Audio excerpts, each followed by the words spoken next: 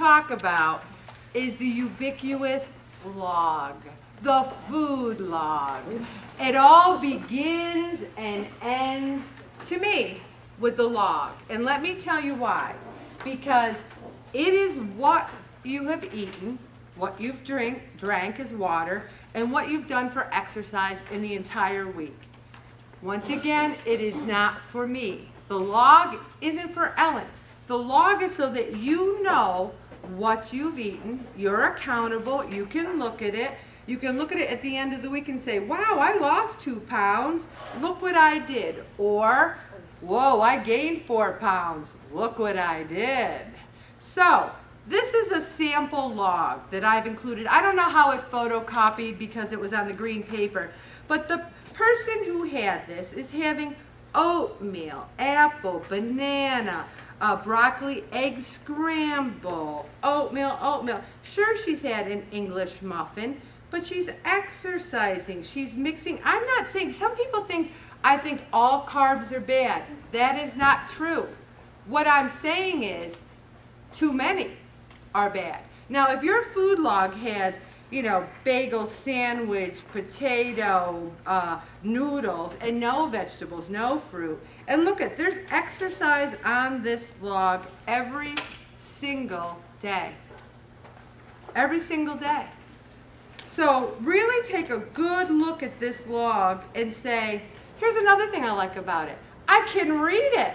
It's so legible. Now, I'm not saying you get points taken off for bad behavior, but I think what people do sometimes is they say, well, I ate a whole bag of chips, so I'm going to write it so messy that she won't, and I'll look and go, is that a bag of chips? I'm not quite sure what that is. You ate it, you own it. So, what I believe is the people in the group who have been the most successful have the best logs, hands down.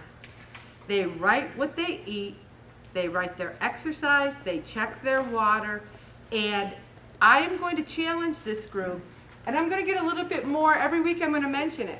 Got to have a better log, got to have a more complete log. Not for me, it's for you.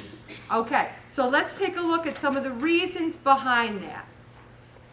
It focuses you on what you are doing, what you are eating, what you're doing, and there's a lot of people who don't write down everything. That is part of being in Pray It Off, is that you must write down everything.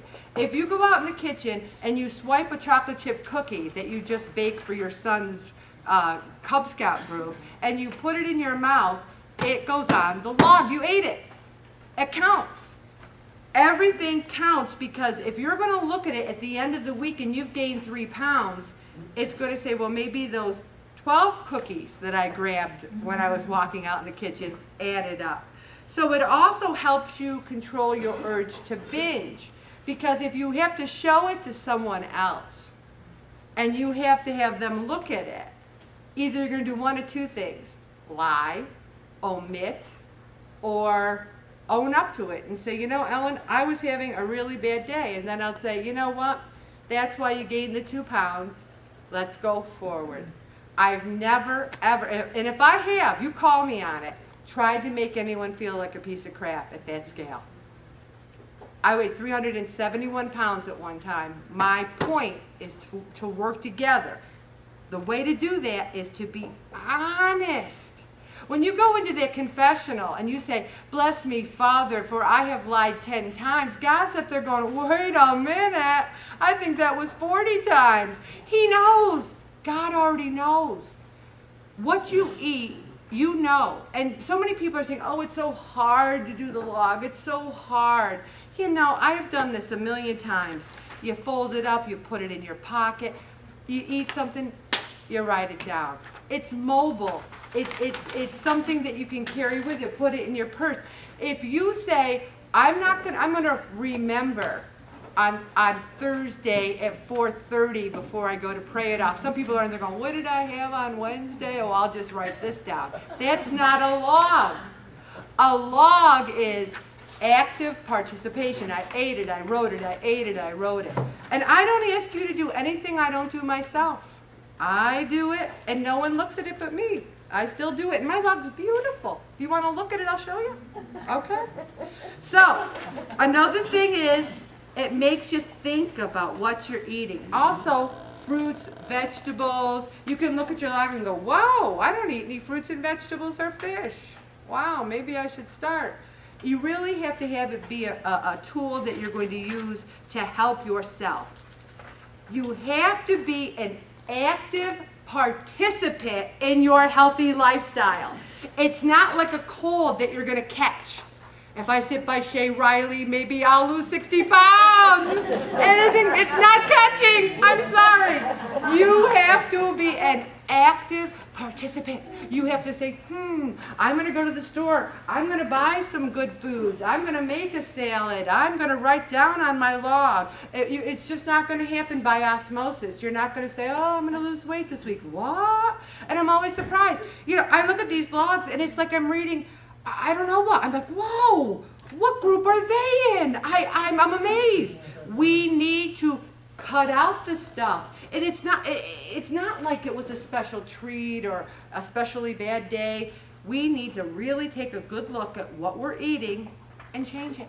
Change it. Okay. And then here's this person here, Jody Morse, feels that not only should you write what you ate, you should write the calories. Now, Chris and Kathy gave me one of these.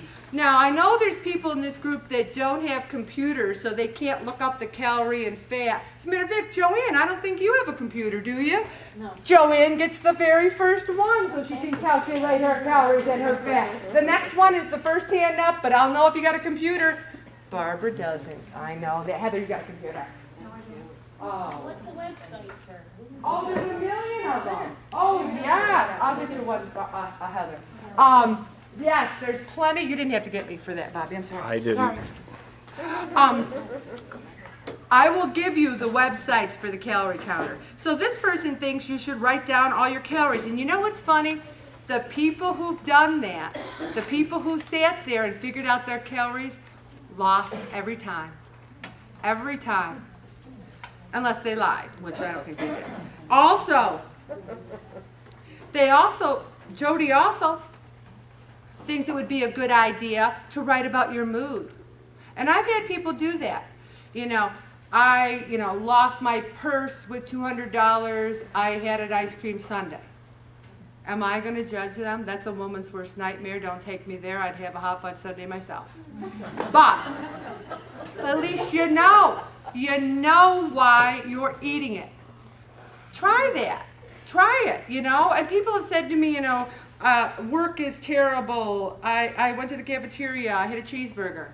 And then I always say, did it make you feel better? And they're like, well, kind of, but not really, So, if you want to do that, I'm not going to make you. I'm having a hard enough time getting you to fill in the blank. So I'm not going to make you do the calories. I'm not going to make you do why. But you want to, you're welcome to do that.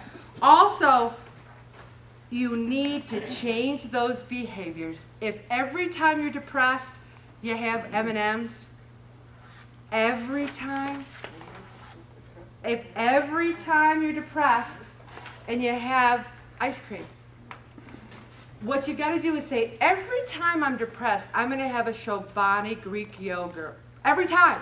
And then you make sure you have 15. They're 99 cents at Price Chopper. You go to their website. You can buy 2, get 1 free. If you say to yourself, when I'm depressed, I'm going to have a Chobani Greek yogurt. Then you get depressed, you have a Chobani Greek yogurt. A year from now, you're going to say, where's my Chobani? You're not going to say, where's my chips? Where's my this? You need to change that behavior.